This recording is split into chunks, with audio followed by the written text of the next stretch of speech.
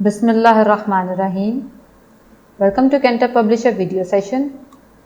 आज हम history grade 8 start करने जा रहे हैं। अपने लेसन को पढ़ने के लिए आपके पास कैम्ब्रिज स्कॉलर सीरीज़ की आपकी टेक्स्ट बुक, आपका समर पैक और आपका रिसोर्स पैक होना चाहिए। हमारा समर पैक आपको इस लेसन को बेहतर तरीके से प्रैक्टिस करने में आपकी मदद करेगा, जबकि हमारा रिसोर्स पैक हमारे प्रिंसिपल, टीचर्स और पेरेंट्स की गाइडेंस के लिए है। हमारा रिसोर्स पैक आप कैंटर की वेबसाइट से इजीली डाउनलोड कर सकते हैं। आज हम हिस्ट्री ग्रेड 8 का chapter 1 consolidation of British rule का नेक्स्ट एसएलओ देखेंगे। हमारा आज का एसएलओ है delineate the structure of British administration in India and early efforts to co-opt Indians in the British setup. हम अपने आज के इस लेक्चर में देखेंगे कि ब्रिटिश एडमिनिस्ट्रेशन के लिए जो स्ट्रक्चर इंट्रोड्यूस करवाया गया क्राउन की तरफ से वो क्या था, और उसके साथ साथ ब्रिटिश गवर्नमेंट ने क्या एफर्ट्स की इंडियंस को भी अपने साथ साथ इस गवर्नमेंट में शामिल करने के लिए। सबसे पहले हम लोग स्ट्रक्चर ऑफ ब्रिटिश एडमिनिस्ट्रेशन देखेंगे, जो कि 1858 के एक्ट का ही पार्ट है। हमने 1858 का एक्ट अपने पिछले लेक्चर में देखा कि जो ब्रिटिश एडमिनिस्ट्रेशन के लिए जो प्रोविजंस बताई गई वो इसी का ही एक हिस्सा हैं। तो वो प्रोविजंस क्या थी? The structure which was introduced to run the government was, Hindustan की गवर्नमेंट को जो चलाने के लिए एक स्ट्रक्चर इंट्रोड्यूस करवाया गया वो था the act empowered the crown to appoint governor general and governor of presidencies. Governor general और गवर्नर ऑफ प्रेसिडेंसीज को किसी भी एरिया के, किसी भी सूबे के गवर्नर जनरल को अपॉइंट करने के लिए और किसी भी स्टेट या कोई भी प्रेसिडेंसीज के गवर्नर को भी अपॉइंट करने की पावर जो थी वो डायरेक्टली क्राउन के पास आ गई। The next was the court of directors and the board of control were abolished and replaced by the secretary of state for Indian affairs and Indian council। उसके बाद जो नेक्स्ट इस administration में provision थी वो ये कि हिंदुस्तान से court of directors, board of control को रिमूव कर दिया गया और उसकी जगह दो नए इदारे बनाए गए, that was Indian affairs and Indian councils, और उसके साथ उनको चलाने के लिए सेक्रेटरी ऑफ स्टेट का ओहदा इंट्रोड्यूस करवाया गया। Extensive power were given to the secretary of state for Indian affairs. उसके अलावा जो सेक्रेटरी ऑफ स्टेट का एक ओहदा इंट्रोड्यूस करवाया गया वहाँ पे वो इंडियन अफेयर्स को हैंडल करने के लिए था, और वहाँ पे एक्सटेंसिव पावर्स यानी बहुत सारी पावर्स सेक्रेटरी ऑफ स्टेट को प्रोवाइड की गई कि वो किस तरह से इंडियन अफेयर्स को चलाता है। And the Indian council was consisted of 15 members. The council was made to assist secretary of state but only had an advisory role.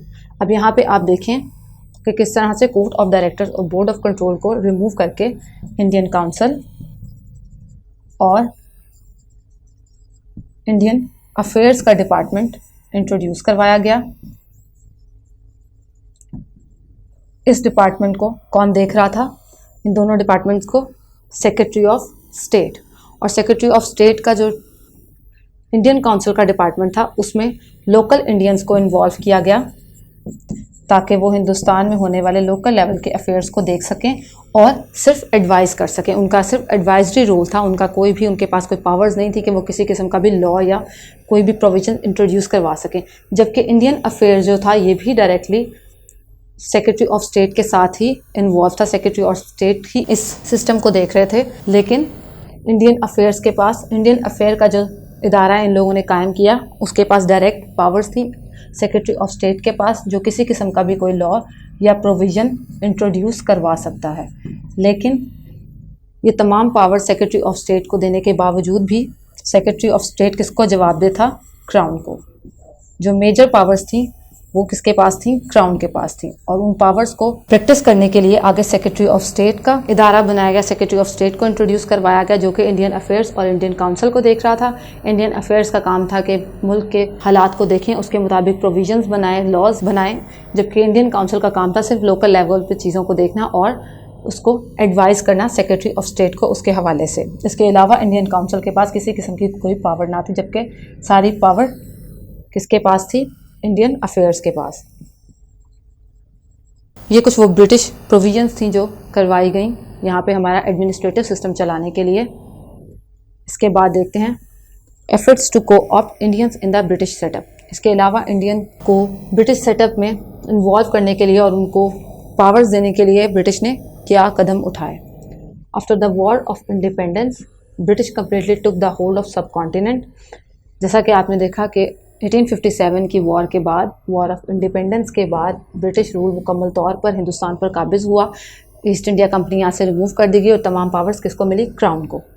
After coming into power British tried to engage Indians. Hindustan का सारा निज़ाम संभालने के बाद British ने क्या कोशिश की कि वो किसी तरह से इंडियंस को भी इसमें इन्वॉल्व करें।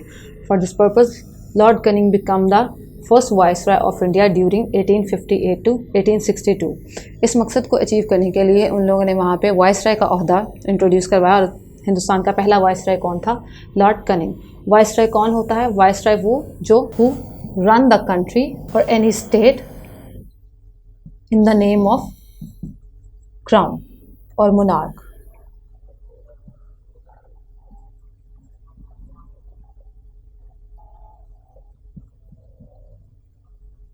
किसी भी मुल्क को जो चलाता है, लेकिन चला तो मुल्क को, जिस तरह से हिंदुस्तान है, हिंदुस्तान को चला तो उसका वाइसरॉय रहा है, लेकिन वो वाइसरॉय किसको जवाबदेह है? आगे क्राउन को। So the person who run the country in the name of monarch और क्राउन इज वाइसरॉय। तो हिंदुस्तान का पहला वाइसरॉय कौन था? Lord Canning. He adopted the policy of peace. He said that his policy was based on justice and in line with the requirement of time. Lord Canning ने यहाँ पे justice की policy introduce करवाई और उसने कहा कि वक्त की ज़रूरत भी ये है कि मैं इंसाफ के साथ काम लूँ और लोगों के साथ अमन के साथ चलूँ। Moreover, he said, I will not rule with the cruelty. Instead, I will bring justice. और उसके अलावा उसने वहाँ पे उस टाइम पे एक स्टेटमेंट दी कि मैं यहाँ पे हिंदुस्तान में कभी भी जालिमाना किस्म का रूल नहीं लेकर आऊँगा, बल्कि मैं लोगों के साथ इंसाफ से चलने की कोशिश करूँगा। And I will not allow the British government to deal Indians with anger and discrimination। जैसा कि 1857 की जंग के बाद ब्रिटिशर्स हिंदुस्तान पर बहुत ज़्यादा गुस्सा थे, उनसे नाराज़ थे कि किस तरह से उन्होंने हिंदुस्तान में रहने वाले ब्रिटिशर्स को कत्ल व गारत किया और अपनी आज़ादी लेने की कोशिश की। तो ऐसे में Britishers they were angry with the Indians, and at that moment Lord Canning said that he will not allow the British administration to deal Indian with anger and discrimination. This policy was further made practical by Lord Elgin। और इस policy को मज़ीद practice करने के लिए या इस policy को मज़ीद यकीन दहानी इसकी करने के लिए बाद में जब लॉर्ड एल्गिन ने यहाँ पे अपना वाइसरॉय का ओहदा संभाला तो उसने से प्रैक्टिस किया। तो ये वो कुछ एफ़र्ट्स थी जो कि हिंदुस्तान में ब्रिटिश गवर्नमेंट की तरफ से की गई उनको वहाँ पे सेटअप में इन्वॉल्व करने के लिए। तो आप अपना पहला एसएलओ अचीव कर चुके हैं। आप देख चुके हैं किस तरह से उन्होंने ब्रिटिश एडमिनिस्ट्रेशन को इंट्रोड्यूस करवाया, क्या प्रोविजंस थी उनकी, और उसके अलावा उन्होंने क्या स्टेप्स लिए कि हिंदुस्तान में लोगों को भी गवर्नमेंट में और पॉलिटिक्स में इन्वॉल्व किया जा सके। अब इसके बाद हम होमवर्क देखते हैं।